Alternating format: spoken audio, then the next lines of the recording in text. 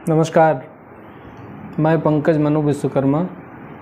प्रदेश अध्यक्ष युवा मोर्चा जन अधिकार पार्टी उत्तर प्रदेश। जैसा कि आप देख रहे हैं, इस समय उत्तर प्रदेश में जिस तरीके से हलचल तेज है और लगातार बैठकों का दौर चल रहा है, मीटिंग पे मीटिंग हो रही है और भेंट मुलाकात हो रही है। हमको आपको इन सब चीज़ों पर विचार करने की ज़रूरत है और समझने की ज़रूरत है। अभी उत्तर प्रदेश के आदरणीय मुख्यमंत्री योगी जी ने अपने कैबिनेट की बैठक लिया और कैबिनेट में उपचुनाव के बाबत उन्होंने कहा कि 10 सीटों पर 30 मंत्रियों की ड्यूटी लगेगी और जो जिस जनपद के प्रभारी मंत्री हैं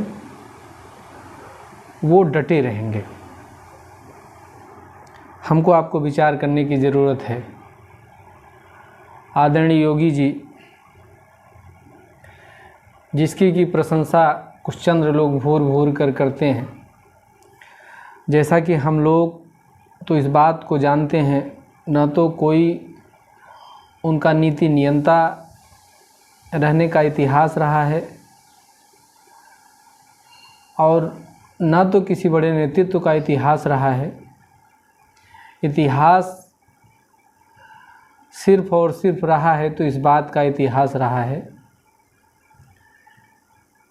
कि वो अपने मुखार बिंदु से आग उगलने के लिए जाने जाते हैं। अब सवाल यह है कि जो 10 सीटों का उपचुनाव उत्तर प्रदेश विधानसभा में होने जा रहा है, जिम्मेदारी तो सबकी बन जाती है, लेकिन हमको इस बात को भी याद रखना होगा कि जो आम आवाम को, भोली भाली जनता को भजनों के भी माध्यम से यह बताने का पूरा प्रयास सरकार में बैठे लोग किया करते थे कि जो राम को लाए हैं हम उनको लाएंगे। लेकिन धर्म पर हम कुछ कह नहीं सकते हैं, लेकिन संविधान में विश्वास करने वाले लोग हैं और संविधान हमारा धर्मनिरपेक्ष है। किसी भी धर्म को मानने की आज़ादी इस देश में रहने वाले हर व्यक्ति को संविधान देता है। लेकिन आज जो समाज में जिस तरीके से किसी चीज़ को थोपा जा रहा है और मीडिया के माध्यम से और अन्य तंत्रों के माध्यम से जो चीज़ें फैलाई जा रही हैं और उससे हमारे जो संविधान की मूलभूत धारणा है उस पर असर क्या पड़ रहा है, हमको चर्चा इस बात की करनी होगी। हम लोग किसी धर्म का विरोध नहीं करते हैं और किसी एक मत का समर्थन भी नहीं करते हैं, क्योंकि इस देश और समाज में हर विचारधारा के रहने वाले लोग हैं। लेकिन जब एक बार फिर उपचुनाव आता है तो आपको हमको याद करवाना पड़ रहा है और आपको भी विचार करने की ज़रूरत है कि ये राम को लाने वाले लोग विशेष रूप से, चाहे काशी हो, मथुरा हो, अयोध्या हो या जो और भी इस तरीके के शहर हों जिसका अपना इतिहास रहा हो, उत्तर प्रदेश के आवाम ने, उत्तर प्रदेश के नौजवानों ने अपने वोट के माध्यम से बहुत ही मकबूल जवाब दिया है। लेकिन सवाल अब यहाँ यह है कि जब उत्तर प्रदेश में हलचल तेज है तो अपनी लायकी को भी सिद्ध करने का पूरा प्रयास किया जा रहा है। और हम आपसे यही कहने के लिए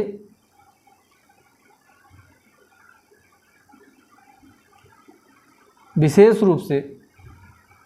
इस सत्र में हम आए हुए हैं कि जिन 10 सीटों पर उत्तर प्रदेश में विधानसभा का उपचुनाव होने वाला है उसमें 3-3 मंत्रियों की ड्यूटी लगी है। लेकिन आपको भी जहां राम को लाने के साथ साथ सरकार के झूठे वादे और झूठी उपलब्धि बताई जाएगी, वहीं हमारी भी नैतिक जिम्मेदारी बनती है कि हम लोग भी अपने दलित, पिछड़े, शोषित, वंचित और अक़लियत समाज को यह बताने में रंच मात्र का कोर कसर नहीं छोड़ेंगे कि ये वही लोग हैं जिसके कार्यकाल में 69,000 भर्ती का घोटाला हुआ। ये वही लोग हैं कि विश्वविद्यालयों में पूरी तरीके से NFS लागू करके लगातार असिस्टेंट प्रोफेसर, एसोसिएट प्रोफेसर और प्रोफेसर बनने से हमारे पिछड़े, दलित और अक़लियत समाज के लोगों को रोकने का पूरा प्रयास किया गया। उत्तर प्रदेश की पहचान आज इस तरीके की बन चुकी हुई है कि जिस किसी प्रश्न का उत्तर परीक्षा होने से पहले पता चल जाए उसी को उत्तर प्रदेश कहते हैं। और जो सबसे बड़ी उत्तर प्रदेश की उपलब्धि रही है वह आम आवाम तक पहुंचाने की जिम्मेदारी हमारी और आपकी बन जाती है। उत्तर प्रदेश की जो तथाकथित सबसे बड़ी उपलब्धि रही है, जो यहाँ बुलडोजर नीति पर लगातार पिछड़े, दलित, अक़लियत और उपेक्षित समाज को हतोत्साहित करके उनके घर मकान गिराए गए हैं, उनके साथ अन्याय अत्याचार हुआ है, इस बात को भी हमको पूरी तरीके से बताने की ज़रूरत है। और सबसे बड़ी चीज़ तो यह, इस देश में सरसरी तौर पर अगर हम एक छोटा सा विश्लेषण करें, 1990 के बाद, 1990 के पहले अगर हम अपराध या आपराधिक प्रवृत्ति के लोगों की बात करें तो भारत सरकार के आंकड़े भी कहते हैं कि उस समय 90 से पहले सबसे ज़्यादा हत्या, बलात्कार जैसे संगीन अपराधों के मुकदमे उच्च वर्ग के लोगों के खिलाफ दर्ज थे। और अगर थोड़े बहुत मुकदमे पिछड़े, दलित, अल्पसंख्यक समाज के लोगों के खिलाफ दर्ज थे तो स्थिति यह थी कि उसमें आधे से अधिक मुकदमे ऐसे थे कि जो सियासतन फंसाए गए थे। आज भी अगर हम जेलों की वस्तु स्थिति का आकलन करें तो स्पष्ट रूप से परिलक्षित होता है कि जेल में जितने भी संगीन अपराध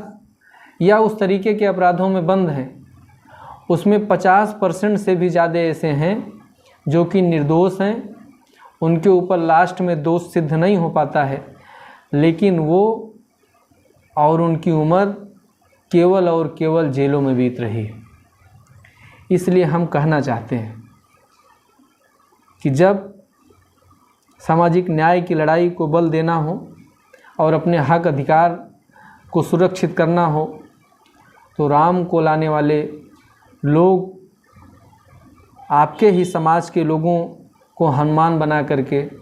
आपके समाज को गुमराह करने का कार्य समय समय पर करने का कार्य करते रहे हैं। ज़रूरत इस बात की है कि जो उत्तर प्रदेश में 10 सीटों पर चुनाव होने जा रहा है और 3-3 उत्तर प्रदेश सरकार के मंत्री उसमें लगाए जा रहे हैं,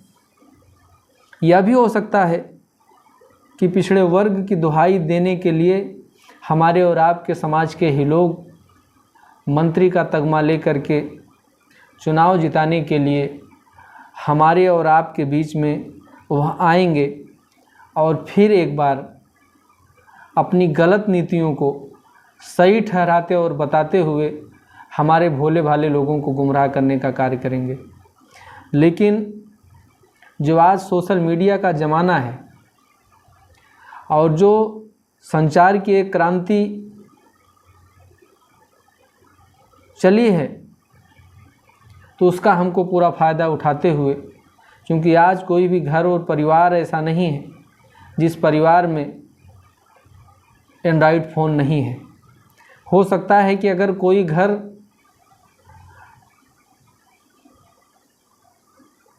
संचार के उन माध्यमों से, आधुनिक माध्यमों से दूर रहे, लेकिन हर दूसरे और तीसरे परिवार में ऐसी व्यवस्था है कि हर अच्छी खराब सूचनाओं से वह परिचित हो जाता है। इसलिए हम धरातल पे उतर करके तो अपनी बात को पहुंचाने का कार्य आम जनमानस में तो करने का कार्य करेंगे ही, लेकिन सोशल मीडिया के माध्यम से भी जो आने वाला उपचुनाव है उसमें पूरी तरीके से सोशल मीडिया का सही प्रयोग करते हुए अपने लोगों तक सही चीज़ों को पहुंचाने का भी पूरा प्रयास करना है। इसलिए हो सकता है कि इसके पहले भी मैं इस बात पर जिक्र कर चुका हूँ, चर्चा कर चुका हूँ कि इस उपचुनाव से पहले ही उत्तर प्रदेश में किसी नई सियासत योजना के अंतर्गत हो सकता है कि मुख्यमंत्री की ही कुर्सी बदल जाए या किसी पिछड़े समाज के नेता को कोई बड़ा स्थान मिल जाए। लेकिन हमको आपको यह भी नहीं भूलना है कि उत्तर प्रदेश ही नहीं, अन्य प्रांतों में इस सरकार के कारनामों को अगर देखेंगे तो उसमें तमाम ऐसे लेमैन टाइप के लोग मिलेंगे जिसको कि उनको पदों पर बैठा करके हमारे आप के लोगों को दिग्भ्रमित करने का भी कार्य किया है। बगल का प्रांत मध्य प्रदेश है। मध्य प्रदेश में पिछड़ी जाति के नाम पर यादव समाज के नेता को मुख्यमंत्री बनाने का कार्य भारतीय जनता पार्टी ने किया है, लेकिन आज उनकी स्थिति क्या है। इसके पहले शिवराज सिंह चौहान साहब बहुत दिनों तक उत्तर प्रदेश के मध्य प्रदेश के मुख्यमंत्री रहे, लेकिन वहाँ आरक्षण पे कोई काम नहीं हो पाया। और आरक्षण की बात जाने दीजिए, पिछड़े समाज के हित में कोई काम नहीं हो पाया। इसलिए हमको एक बात पूरी तरीके से याद रखना है कि जो सदियों से केवल शोषण में विश्वास रखकर हमारे आप के ऊपर राज करने वाले लोग थे, वो हमारे आपके हित चिंतक हो सकते हैं। यह हमारी और आपकी बड़ी भूल रही है। 2017 में जिस धोखे के आप शिकार हुए थे, हो सकता है कि उसकी भरपाई 2024 में हो जाए, और 24 में इसलिए भी हो जाए कि उपचुनाव के साथ हमको 27 का चुनाव लड़ना है, और 27 का चुनाव लड़ करके जो फिर 29 में चुनाव इस देश की सियासत के लिए होगा, उसका सेमीफाइनल भी करना है। इसलिए अब उन फिरका परस्त शक्तियों का पूरी तरीके से सफाया इस सामाजिक न्याय में विश्वास रखने वाले लोग करेंगे, संविधान को जिंदाबाद करेंगे। लेकिन यह तब संभव हो पाएगा जब हम और आप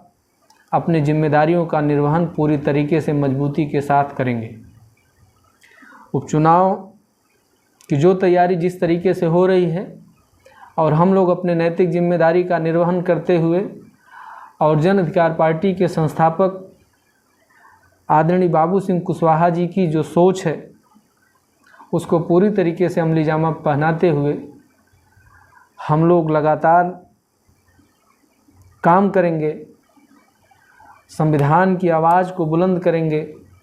और सामाजिक न्याय की लड़ाई को साकार करेंगे। समाज में अमन चैन और खुशहाली पैदा करेंगे और एक स्वस्थ समाज का निर्माण करेंगे। हम चर्चा करते रहेंगे।